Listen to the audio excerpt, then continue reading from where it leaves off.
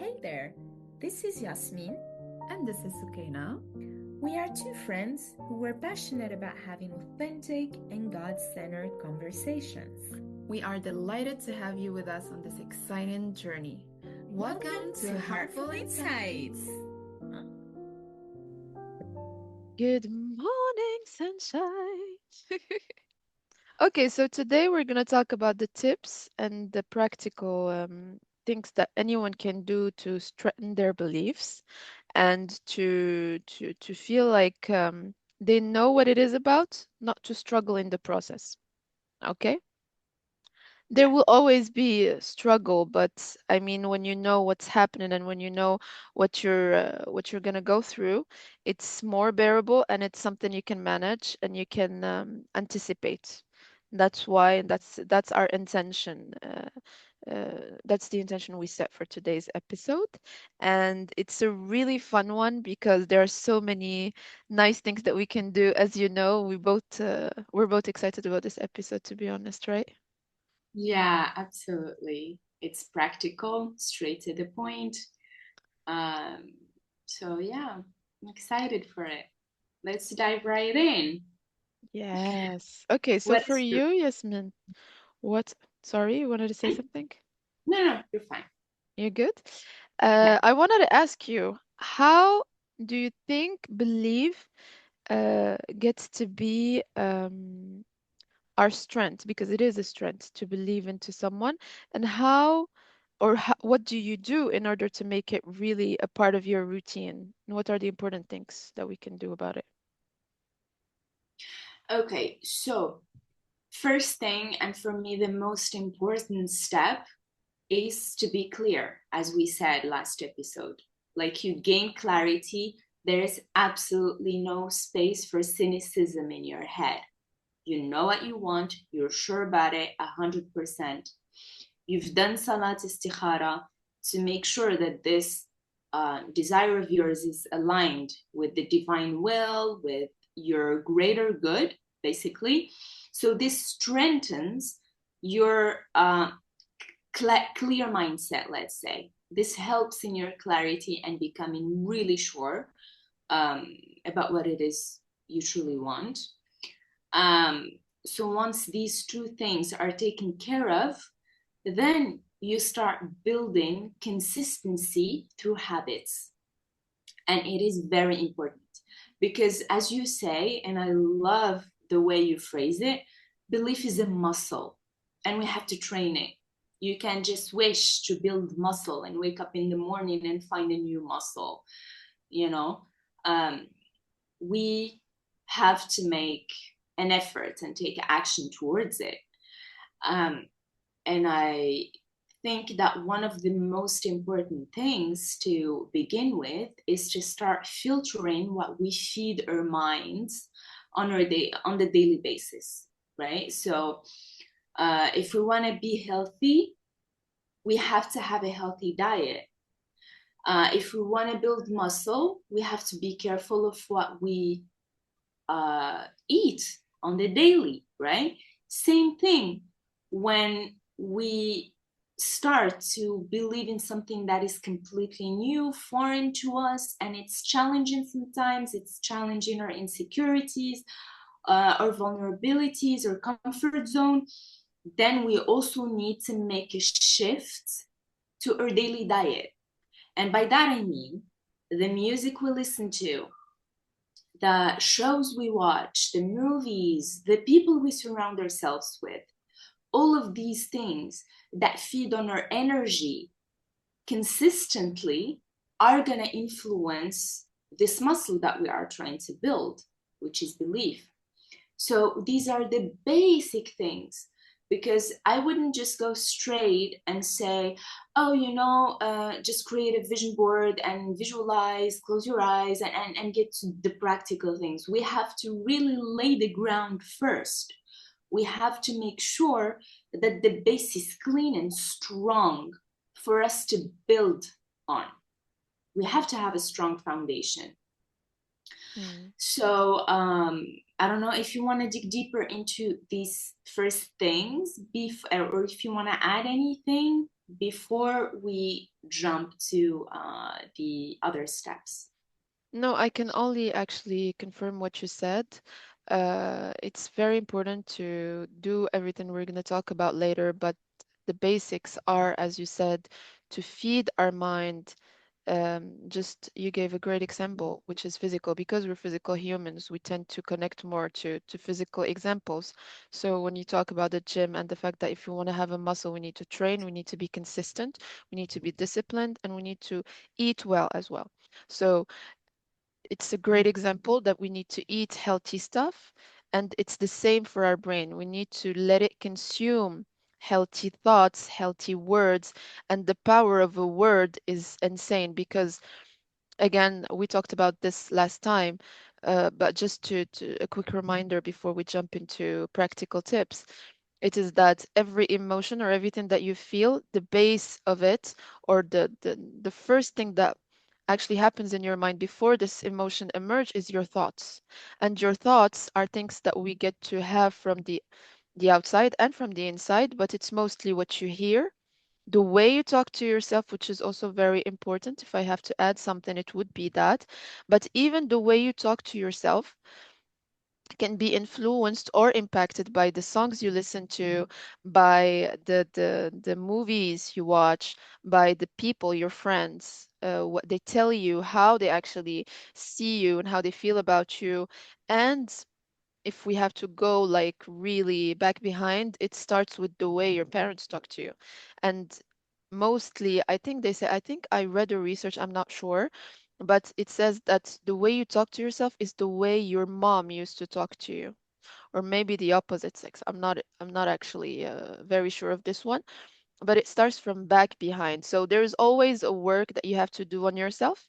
But I think the most important thing, and that is common and that is very important, is to be present and to be very focused on what you consume right now. And when you're present, you start to detect the thoughts that actually come back again and again. You can do it through your emotions, but you can also do it just by listening to yourself at some time. You know, I was listening to a podcast yesterday and I heard someone say something I know, but it was a really great reminder.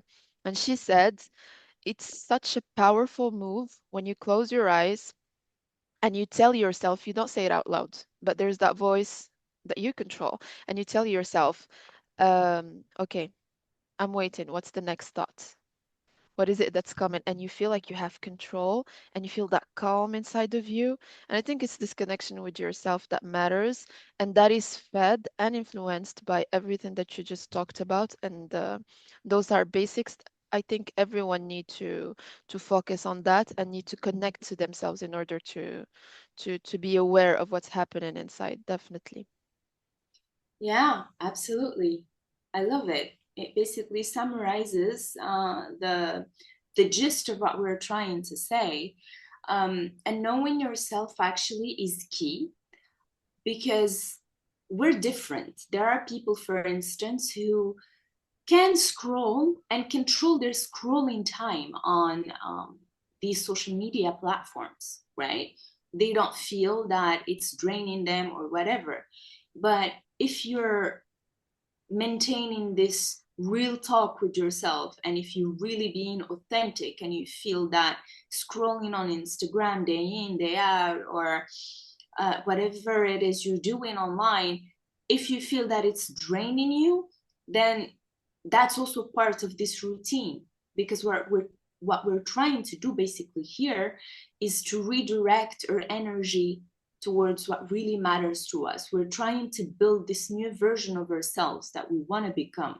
So every time you ask yourself, would that version of me be doing what I'm doing right now?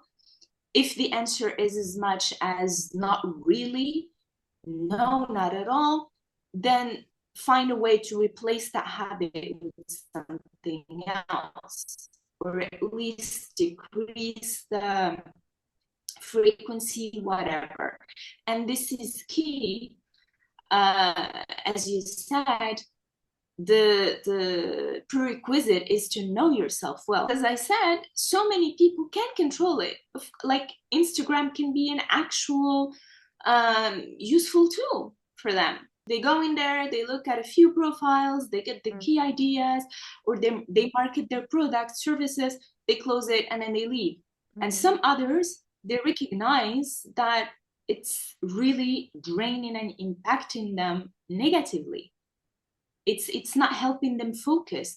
And this whole process really is about focus, because when we try to pursue something different, our subconscious mind is not going to be helpful from the get-go, because it is not comfortable.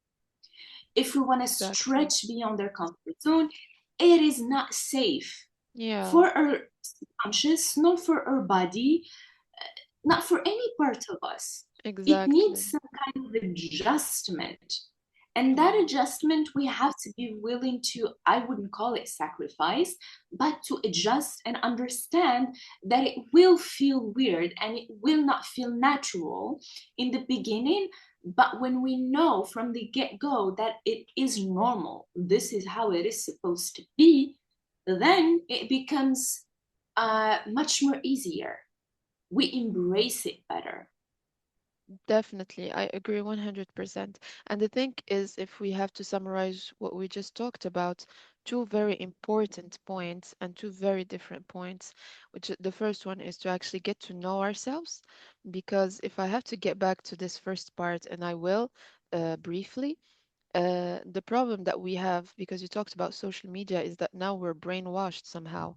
And because on the top of that, in our cultures, especially in the Arab culture, I don't know about the rest, but everyone understands everything and everyone knows what's best for you, and everyone is not even feeling like there is a boundary where it's his opinion, but everyone is just going to throw at you their expectation of you. Like everyone, even people you barely know.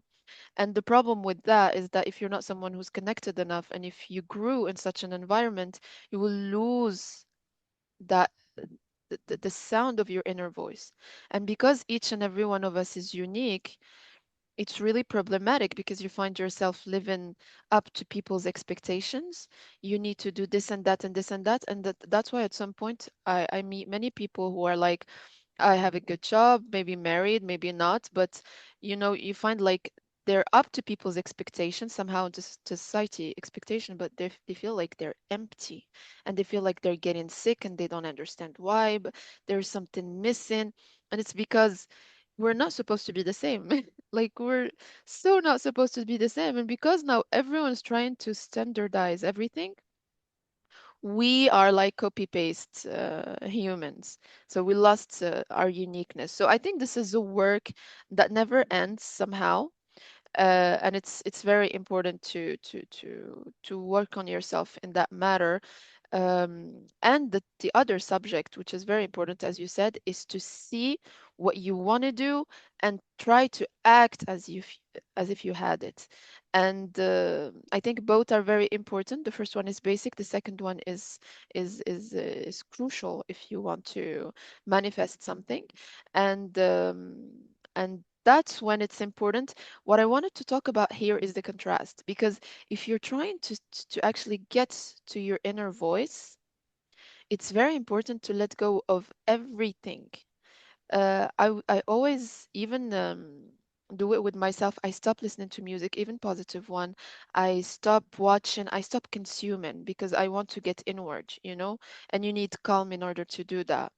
But when you will want to build this bridge, or to go on the other side and be the person that you want to be, this is where you're actually done with the first part somehow to a certain extent, and you actually got to see who you are as a person and what you want, and then you align everything that you consume around what you want.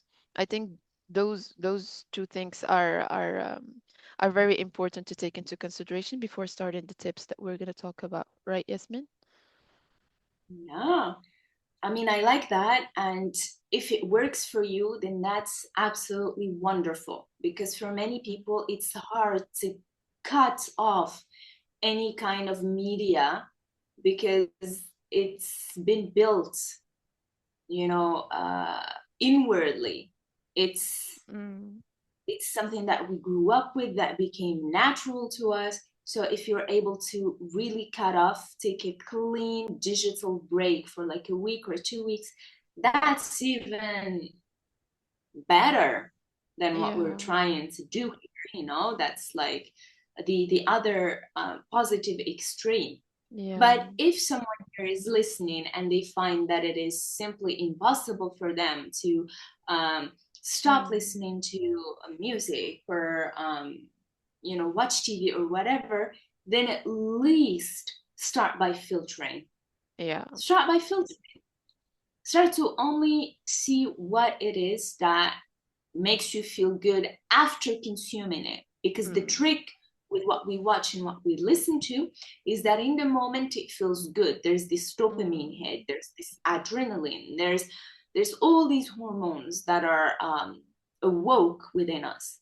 But the real feedback is going to be given to you by yourself after that has been consumed. How do you feel afterwards? If you feel bad, confused, whatever, drained, then that's your sign. Yes, So, definitely. You know, when you talked about that, just a brief idea I thought about, and I really want to do, and I still didn't get to do it. I think it would be very interesting if we can do it together as a post. yeah. But I heard about it for like 5 years now or more, I think.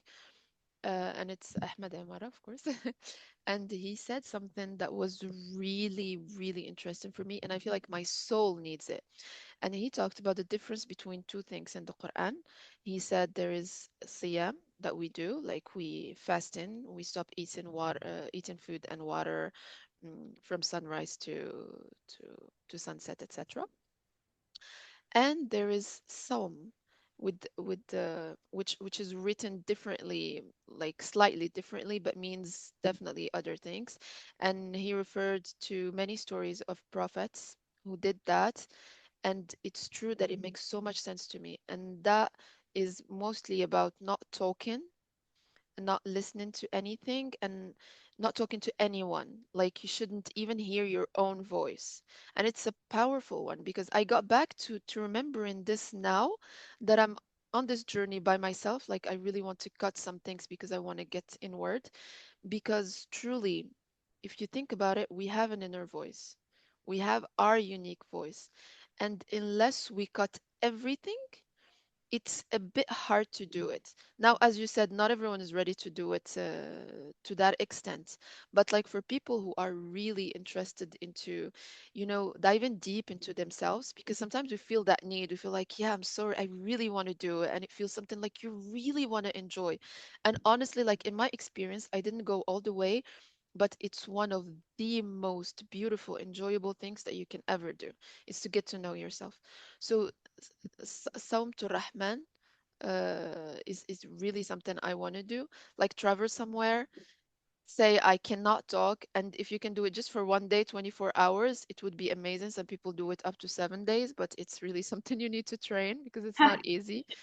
But yeah, this came. Yeah, absolutely. We'll see if we can work something out for a weekend, or I would love to try it. I mean, Yeah. I've never thought about it like that. I mean, I knew it was in the Quran and it is a very powerful tool, spiritually speaking, and it can only do good for you. Uh, but now that you're talking about it, I am kind of intrigued. Okay. Yeah, because the thing about it is that you get to hear your inner voice, or you get to talk to God in a more pure way, because no other Yes, voices are in the way. lifting, yeah. Anyways, that's something we can talk about in another episode, maybe. But I think now, would you want us to jump to the tips, Yasmin, or do you have Yeah. something to add? No, I think we're good. Let's get to the practical side. Um, and my all-time favorite tip would obviously be praying about it. I'm not gonna start with the vision board. That would be number two to me. But in my own experience, the thing that helped me uh, remain connected to that desire of mine to that goal of mine is to constantly pray about it. And contrarily to what some people may think, constantly praying about something doesn't mean like going to somebody each and every day and going, please, please, please give me, please, please, please give me, please, please, please give me. That is not it. Praying consistently about that thing only ensures that you are reminded of what you're going after, knowing that God is now at this moment putting everything in place for you. It's not like he's sitting there and waiting for you to come and pray and pray and pray and pray and pray, and he's holding it back and he's just waiting for a moment to like lay it all down for you. Wallahu al-haq, wallahu a'lam. God knows and I don't know, but this is just how I feel it. Like, I know God is doing the work. God is laying the ground for me, preparing, but I'm gonna keep praying for it, to keep reminding myself of how good my God is.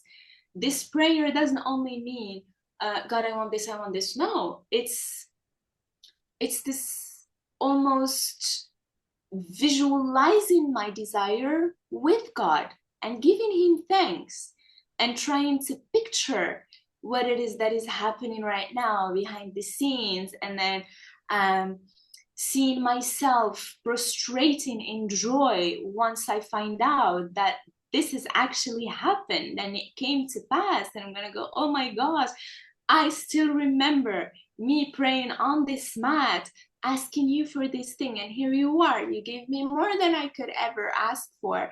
You know, things like that. It's an engaging kind of prayer, contrarily to what we have been taught prayer meant, like sitting in one specific posture, sorry, and then repeating the same words over and over and over again. No, it's a whole emotional process. So whether you're Muslim, Christian, any other religion, as long as you believe in the existence of God, sit there with him and have a discussion. This is a prayer. And what I mean by discussion is you feel his answers to you. Intuition is God talking to us, and prayer is us talking to God. Yeah. So I intentionally call this a discussion because God is so merciful that he does actually talk to us. We just have to be able to calm ourselves, as you said earlier, find tools to be able to quiet the inner chaos, to be able to get the messages. Because throughout the day, you're gonna go up. Signs are there. It's just up to you to understand them and ask that of him. Make this prayer asking God to make the signs very clear and understandable for you. He might talk to you through a dream. Someone might and suggest a book or a video to watch, whatever. So I think point number one for me. Yeah, I loved it when you said, I want to visualize in the presence of God. It's such a Yeah. powerful one. Sometimes, when we're praying, and that's something I really meditate on, and you feel like you're not very focused, as we say, khushu', and you feel like your mind is going here and there and here and then. You try to get back to your focus, and at some point, I remember once I was talking to you about this, I was like, sometimes I'm so like. I'm angry because I feel like I'm not focused at all. And you told me, yes, but maybe this is also a part of the process. Maybe it's your mind taking you to some places when you're with him. And it made so much sense to me. Of course, you need to be focused, and of course, you need to work on that. But sometimes there are things that happen, and you feel like you're processing them with God because you're praying. And it's such a powerful word. And it also reminded me there's an Egyptian movie or TV show I used to watch, and the main character was those wise old men. Mm. You feel like they're so grateful. They don't want huge things, but they don't want bad things neither. But you feel like they have this level of gratefulness. And I remember he said something that I remember now, and I feel like my heart is still like it calms me down big, big time. They had a problem, I remember, in the movie or in the TV show, and he said, "Do not worry and do not forget that God is with us at home." And he said it in a way because, again, we're very physical. We think we know God is watching us, but we always, I don't know why, we visualize it like from above. He's watching Yes, yeah. everything. But when he said, like, God is with us in the house, it felt, it's like when you know that your dad is in the house. So I was saying, like, it's a really powerful thing that you said, and I think it's, I don't know, in my mind, it's like, processing things with his presence by feeling like he's here is gonna filtrate and add more wisdom and bring balance to everything that we want in life, because we're humans in the end of the day. So yeah, I love this one. Just needed to to stop at it. Ah, no, thank you. And I also wanted to add a very powerful thing that does help me a lot when I feel frustrated or out of sync and I am making that prayer, but I feel confused, whatever it is. What I say to God is, God, please let me see this situation, this problem, this block, whatever it is, as you see it. Change my perception of this Oh, issue wow. 180 degrees. I don't want to see it through my lens. Help me see it through your lens and make it one of the most powerful mindset shifts ever. And let it be a success story for me. So it's like, this is what we mean when we say anything that happens, we have the choice to embrace the fact that it is happening for us and not happening to us, or simply like ignore it and push back and feel bad about it and like settle, and for it to keep happening over and over again. That frustration, that fear, that block, we're gonna keep meeting it unless we try and make peace and get the lesson that it is meant to teach us, right? So I just wanted to add that in there because it is powerful. And you actually sit there and wait for the answer and wait for the mindset shift to happen. Maybe you're going to watch a video, maybe someone is going to say something that makes sense to you. Might not happen right away, might happen in the next few days. But now your focus has shifted. Even when you feel that your Yes. desire has been delayed, for example, that can be a powerful prayer to make, because then you go about your day, but now you're different. It's not, oh, I don't know why this happened, I'm so confused, that's not right, these things always happen, whatever. No, now you are looking for the other perspective to show to you. You are waiting for God to show you the thing that you didn't even know existed. Yeah, no, that makes perfect sense, and it's powerful indeed. Definitely. I also think it's very important to know that whatever your desire is, when you sit with it and you start to believe, or you start to visualize and to pray about it, you, in the process of praying about it, you start to know what it is that you need to be there. You start to feel it, whether it's a lack of something, because you need to listen to your body at that moment. When you feel like at some point you want something, you start to feel frustration or anything, just stop there, because it's pointing to the lack, or to anything that lacks in you as a person, or as a perspective or a mindset. And that's a very important information to focus on, because this is what's gonna, and it's very simple actually, because if you look at it from the outside, if you just take yourself out of the picture, it's very simple, because you just take whatever you lack, you put the opposite of it and visualize it, and up, it's working. And since you're talking about the conversation with God and the perspective, one of the most powerful tools is to also visualize with the names of God. So if you know what Mm. you're lacking, and you start to make your researches, and it's really fun because first you properly discover the names of Allah. I got to filter some because for me, oh sorry, I got hurt. Because for me they're all in the Quran, so it's something that's Yes. kind of easy to track.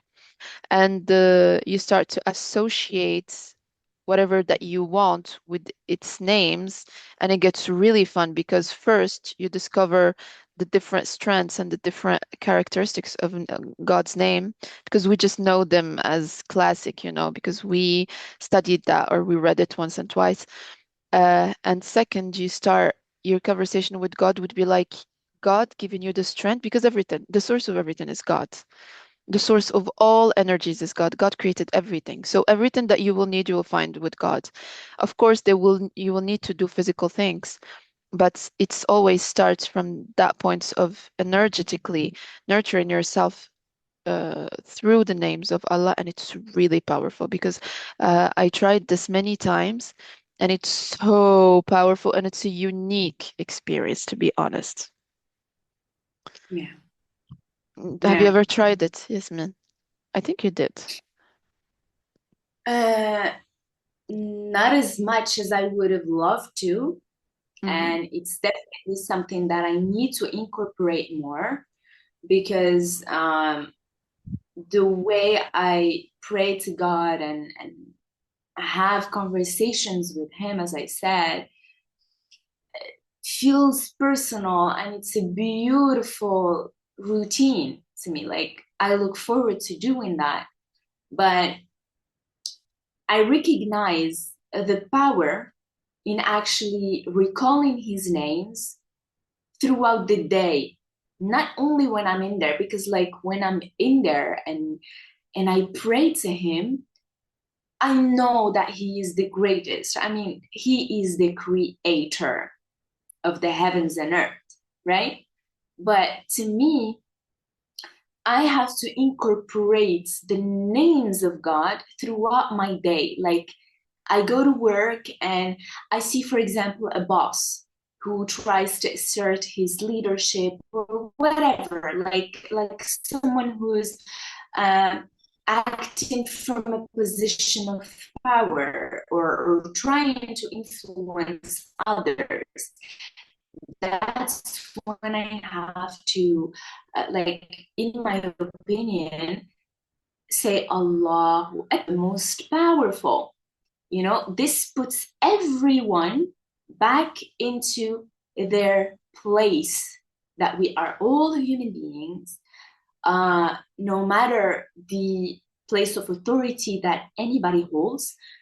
I base my interaction with them on the fact that God is the most powerful. God is the greatest. You are a creation of the Creator. So that's how I'm going to talk to you. I'm going to respect you. I'm going to honor you. But I'm not going to feel intimidated by you or threatened by your power. You know what I mean? It's like, to me, this is the essence of Tawheed. It's like the names that are attributed to God should not be attributed to anybody else. Yes, we Definitely. can try to show up to them. He is the kindest. So yes, we have to be kind. He is powerful. We have to be powerful towards yourself, not being not following our thoughts randomly or instincts or animal instincts, whatever. But we have to put everything into perspective. And I think this is where the names of Allah come in very handy. It's through these day-to-day interactions with other people in other situations. You are in a problem, you say, Wal Qadir, He knows how to handle this. And you actually tune into that name and you wait for Him to tell you what to do and to, these things. But the reason why I'm saying I have not been doing it as much as I would have loved to is that I would also want to like learn them by heart and incorporate them in my prayers as a form of respect, utmost respect to the Creator. Yeah. Yeah. Agreed. Okay, so that's very interesting. We talked about having clarity about what we want, about you talked about the first step, which is praying about it, having the conversation with God, processing the the the the vision or whatever you want with the presence of God or in the presence of God. What's the second for you, Yasmin? To me, that's where the vision board comes in handy. Okay. That is where it comes in handy. And vision board and written vision go hand in hand. Like, go out there, go online, or if you're into DIY, do it yourself kind of thing, grab a magazine and start cutting. But only, like, this is the most powerful thing. Only put on your vision board what really clicks, not what you think looks good or what you think you might want to have, live, or be. Mm, It has to feel right, because you might find a really nice house, for example, a house exterior that is luxurious, that is whatever it is you are looking for. There are millions of beautiful houses online and on magazines, but unless it feels delightful, this is the word that would pretty much describe what I'm trying to get across, is that it has to feel delightful. Because the key is, whenever you take that vision board, all the images bring you joy. They're not supposed to bring you let's anxiety say, or yeah, or like, um I don't know, I wish this was a bit different, or maybe, this side of it doesn't look right. Cut it, because your vision board needs to be a place of joy for you, don't right? compromise. Don't compromise, not on this. And the thing is, you don't have to have it ready on one go. You can keep working on it for a month, keep changing. This doesn't feel right. Okay, I'll leave it until tomorrow. But then I'm going to keep looking for other alternatives, for other pictures to put in there to better align with what's on there. It's fine. Take days, take months, but this needs to be your happy place and your happy space, right? So that is that. But what I'm really fond of and what I feel is very helpful is to write your vision and your idea. Let's say you want to change many things, and not just one thing about your daily life, for example. So you want a better job, you want um, a new relationship or a better relationship if you're already in one, better, like more friends, healthy friendships, healthy entourage, whatever it is. Just write how one day in your ideal life looks like and feels like. It's like, write it as if it already happened. Start it off with today I'm so grateful. It's like you're looking back at that one day in your ideal life, in that new version of yourself. I'm so thankful because, like, this morning I woke up in this really nice house, took a swim in my swimming pool early in the morning, Yes, took a man. really cold shower. And yeah, then I went out with these awesome friends of mine, wonderful gym session, things like that. Be in the moment, but then again, only write what delights you. Like, that's the secret to Yeah. me. No, you're very right. It's not supposed to feel heavy or no, or it's supposed to be like this because this is practical. No, just really follow how you feel about it. I definitely agree. Because in the end of the day, it's the board, the vision board is something we make and we get to choose, but the secret behind it is how you feel when you watch it.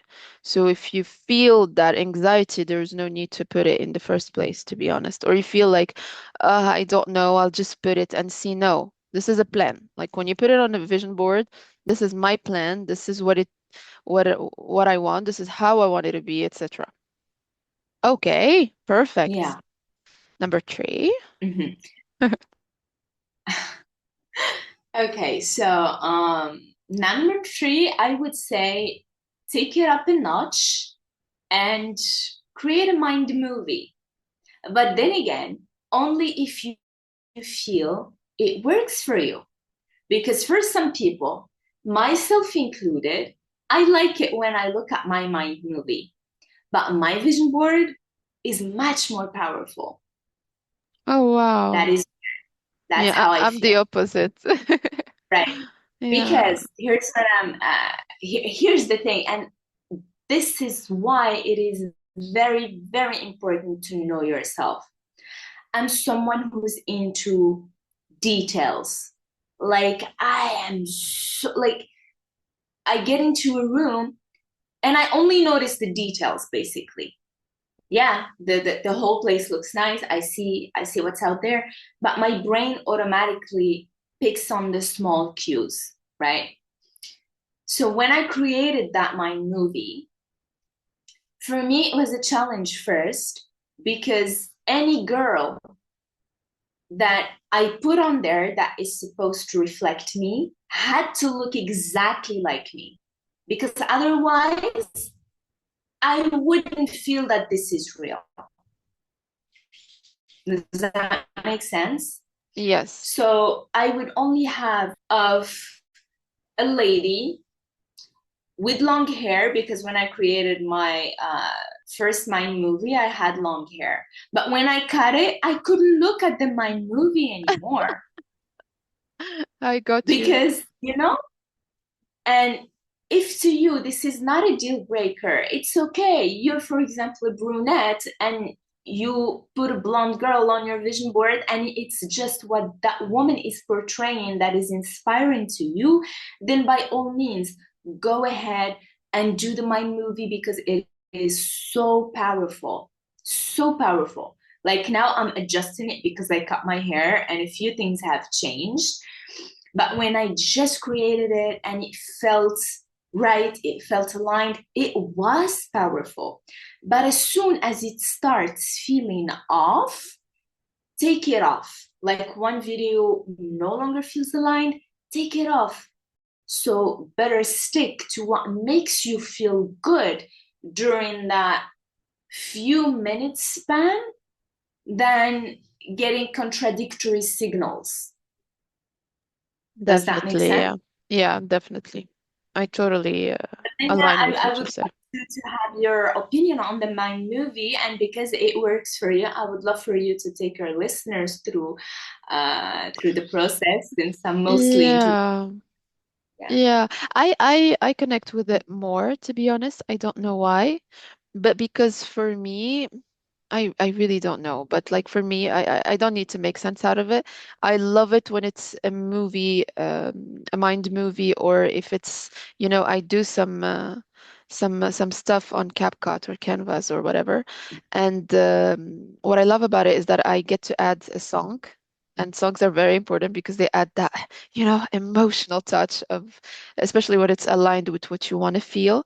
And I love the fact that it's more fun and easier to focus through video. For example, it's a process. So when I watch it, I feel like I am interacting with it.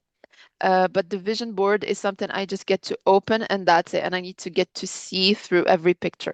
From my perspective, it's more this. Yeah. But what I realized, to be very honest, is that you can put all vision boards, all the videos that you can actually edit. But for example, in my experience, I see that when it comes to the gym, for example, because I'm very disciplined about it to a certain extent, I get to achieve more of what I put in the vision board. But as for the rest, not that much. And I think it's totally linked to the discipline, because we talk about spirituality, and because we talk about um, the fact that your energy should be good and how you should do it and how the basics should be good, energetically speaking or spiritually speaking. I think it's very important to point on the fact that your discipline and the action that you do after you put this vision board is as important, if not more important. Why? Because the thing, or the the secret behind the vision board or the videos that you make is to actually create that feeling that you connect through, and that's going to give you that push to be ordered to do the things behind. It's like something that's going to support the discipline or the action that you're going to do, and you're going to feel like it's less hard, it's less pushy because you felt the emotion, so you feel like you're driven to it. But if you don't do the action that goes with it, it's just a dream, it's not a plan. And it's really it. It's very important to be disciplined about what you do. It can be really something stupid, but not really stupid. I still Mm. remember when I started, generally, I was like in a new era, and I really had like my vibe changed totally. And you advised me to start with affirmations. And I know that so many people are like, yeah, positive affirmations, I don't believe in that. But the thing is, anything that your mind consumes is real, whether you believe in it or not. This is science. So anything that you hear, whether it's a video, it's a human, it's yourself, it's a robot, I don't know who it is, it's consumed in a way or another, whether it's conscious or subconscious. And the fact that you add affirmations that are aligned with your vision board and what you do definitely works.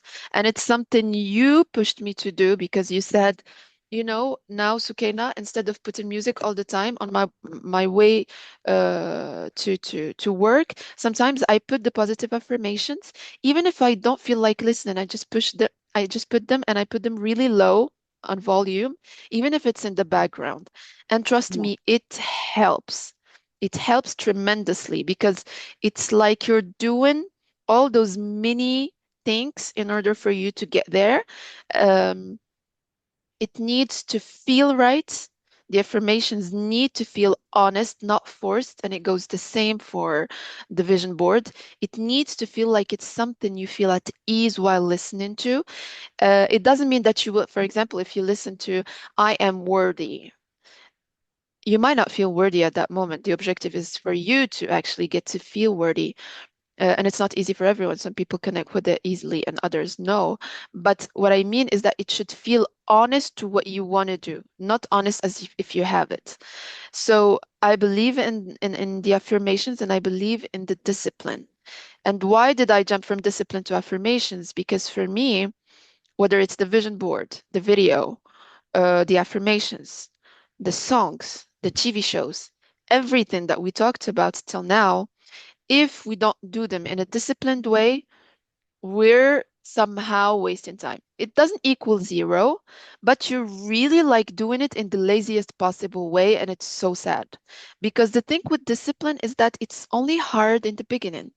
But once you really believe, if you're really following the rules, and you really believe, and you're really praying about it, and you're really doing the things that are really fun, by the way, and that are very artistic, and you just choose to tell yourself that there are times I won't feel like listening to affirmations because I will feel so down and so unworthy at that moment, which is just like 1 hour in the day. And today I won't listen, and today I don't feel like looking at the vision board, and today I don't feel like eating healthy, or I just want to watch this really bad TV show that talks about how life is unfair and everything is bad. And you do this in the first week, trust me, the problem is not in that day, because that day it's okay. You're gonna feel weak. But the problem is that you are breaking the cycle of building something. And that's why in the beginning it's very important to know that your emotions won't always follow, and that is okay, and it doesn't have to follow. And even when you do it when you're feeling down and you're feeling like it's not what you want to do, or especially when you do it then, this is when it matters, because at some point, and trust me with that, and people talk about 7, 40 days, 21 days, some people 40 days. But the thing is, once you you just jump this gap, it gets to be more natural, and it gets to be something you will do naturally or with less resistance. You said something earlier that was very interesting, Yasmin, and you talked about the brain, the fact that it's not going to encourage you, because as much as your body loves you, it tries to actually make you feel more secure all the time by keeping you in your comfort zone, because anything that's new is scary and feels like danger to your brain.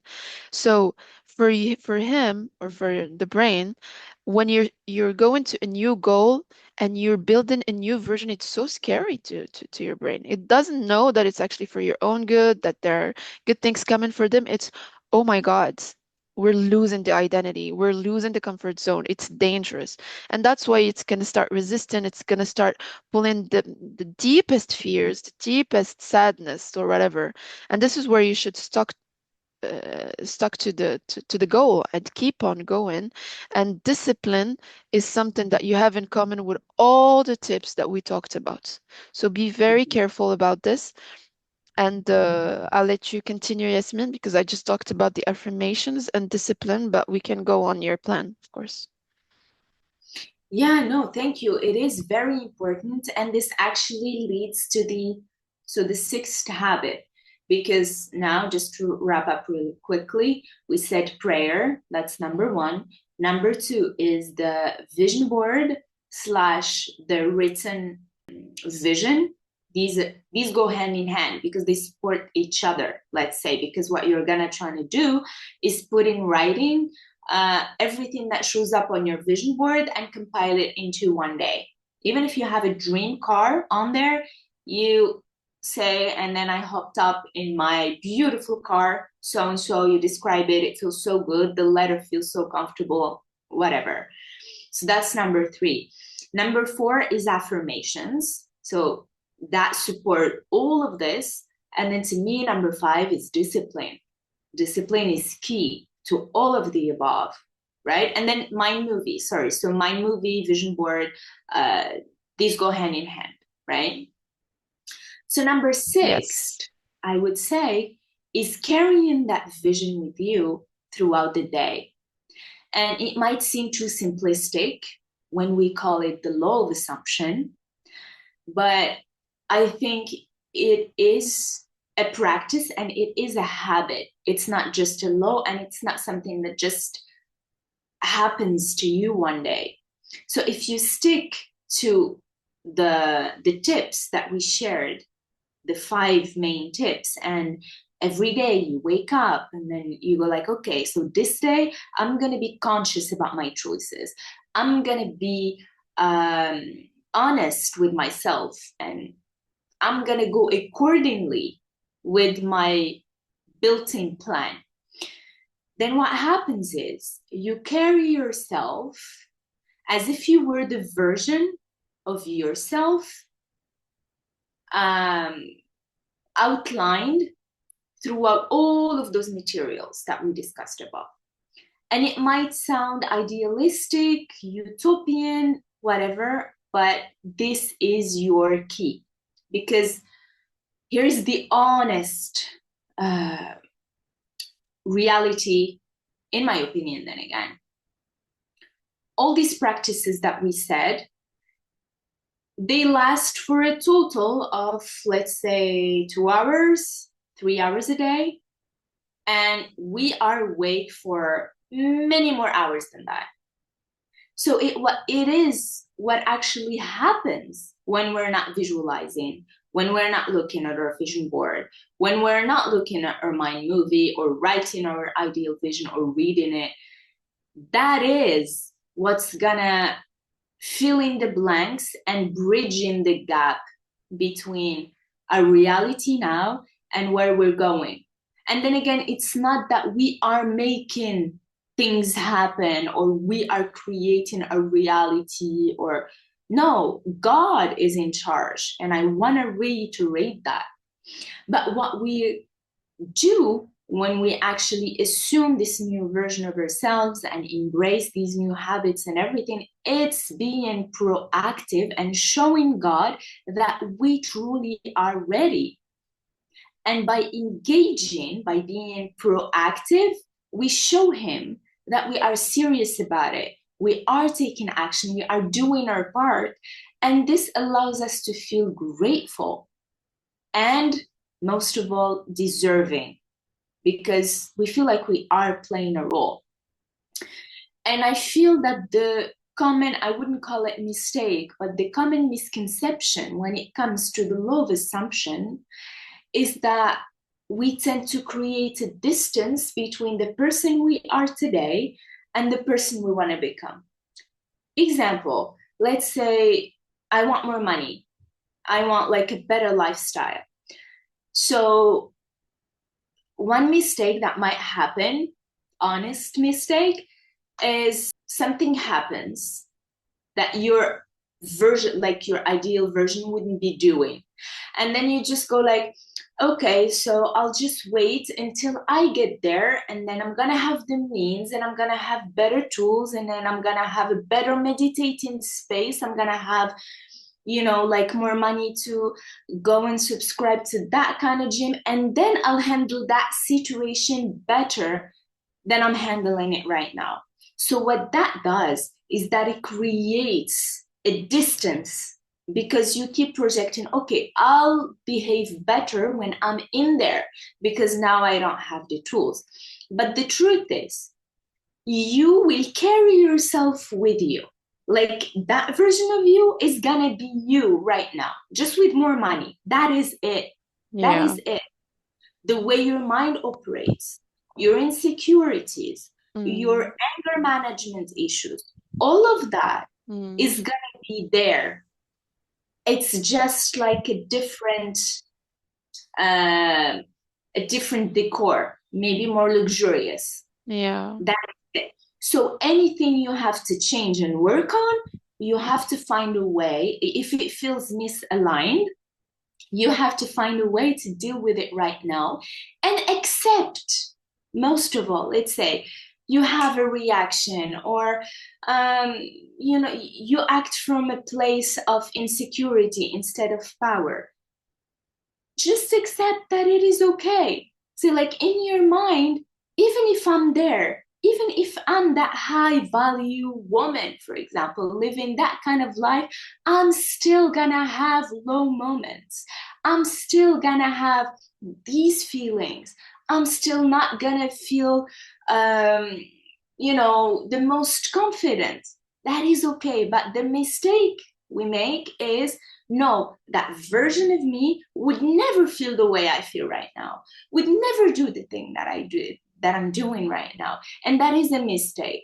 So while we have to strive to become the best version of ourselves, we also have to bridge in the gap and making peace with the fact that we are human beings. And me living that life and deserving all of these good things does not mean I have to be perfect right now. I have to be perfect in order to get there, because that only pushes us away and it keeps us looking at an ideal that does not exist. I totally agree with you, and I really want to talk about something that I realized lately, to be very honest. I realized it even in myself, and it's a very important point you talked about. The biggest misconception is to feel like you're very much detached, or like you're two different people, as you said. And what you said is very important, to accept yourself the way you are, and to know that it's a process, and that there are things that you will still be feeling. But I think there is something a little bit delusional about this, that people get to feel, and it's coming from the delusion itself. So you can accept it. But I came to believe that all the insecurities that we feel in life generally are really like, the day we're going to start listening to ourselves, and we're going to start to connect to everything that happens to us as it is for us, we start to understand that all the insecurities, all the feelings of anxiety, of frustration, of disgust, whatever, are our biggest love letters, because they are signals that are coming with, look, This is the problem. And like, this is perfect because people spend their lives sometimes looking for something while it's been speaking to you all your life. And I think the delusional part and Instagram has a big, big, big impact on that side, is that people will only be telling you, yeah, just close your eyes and feel like you're that, and that's it. That's all you have to do. No. I'm sorry to tell you that this is not it. You're not in Jannah anymore. You're not in paradise. You're not there yet.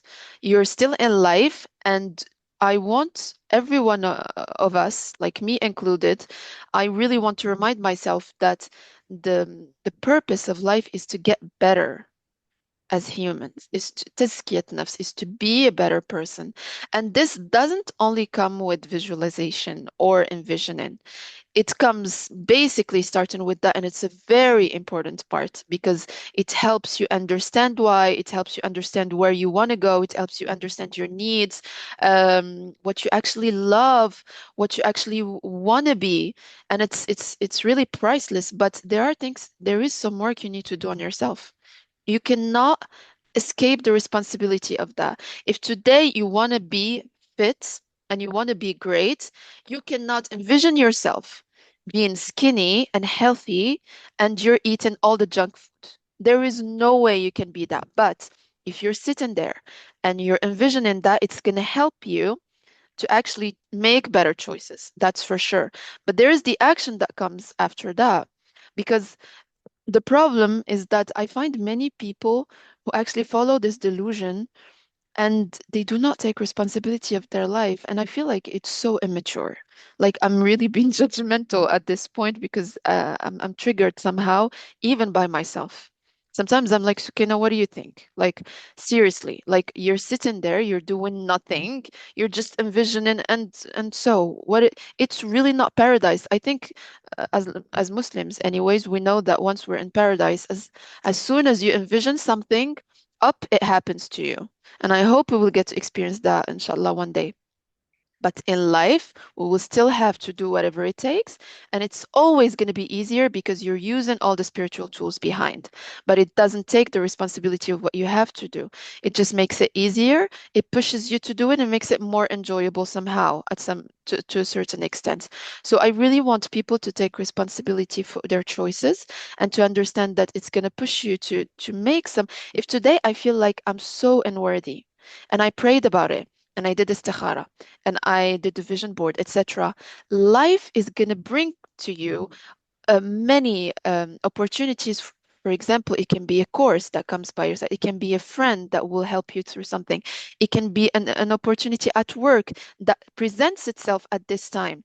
And if you really believe in God's signs, because God talks to us in many ways, as you said, can be through dreams, can be through the opportunities that we have, please listen to whatever offers itself to you at this period, because those as well are God's conversation with us.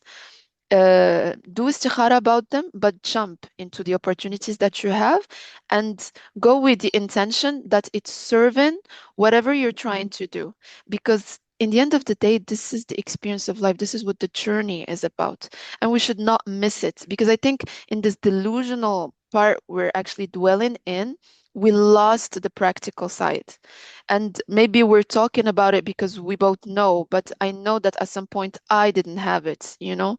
So I really want to talk about this, and I really want you guys to do it as an act of self-love, to do it from a place where you're enjoying the journey, you're enjoying God's blessing, and you're enjoying God's conversation towards you by giving you those opportunities. And you are saying thank you to God and you're being grateful by accepting them and by going through them.